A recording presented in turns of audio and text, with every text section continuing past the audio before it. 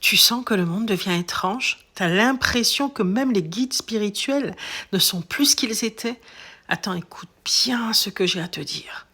Est-ce que c'est moi qui perçois tout ça différemment ou est-ce que le monde tourne vraiment à l'envers?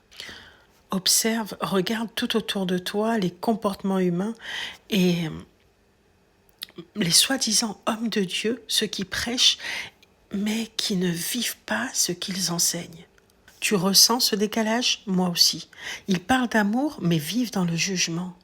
Je ne vais pas me faire d'amis, mais regarde tous ces prophètes qui parlent de lumière, mais nourrissent l'ombre dans le silence. Et c'est là que tu dois être vigilant. Parce qu'un vrai guide, il ne te dit pas seulement quoi faire, il incarne ce qu'il dit.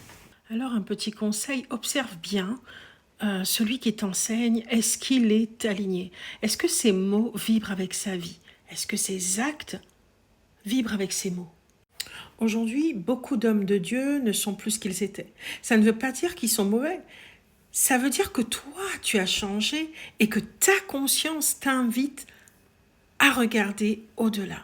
Dieu dit, celui qui est proche de moi, c'est celui qui reste humble. Celui qui sait qu'il ne peut pas s'éloigner parce que sans Dieu, il est vide. Qui sommes-nous, je te pose cette question, sans croyance divine? C'est difficile, hein? Mais l'ego spirituel est plus fort que la foi.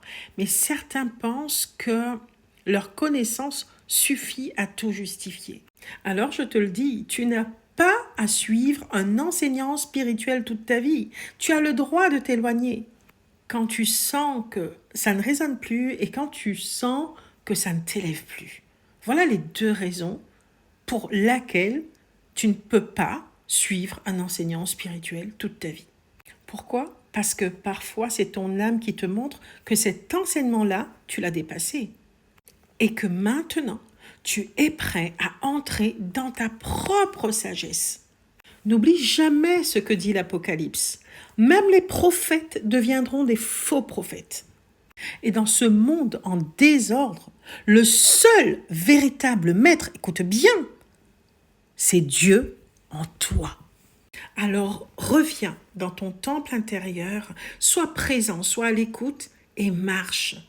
Parce que Dieu est en toi, sois le témoin de la lumière que tu portes.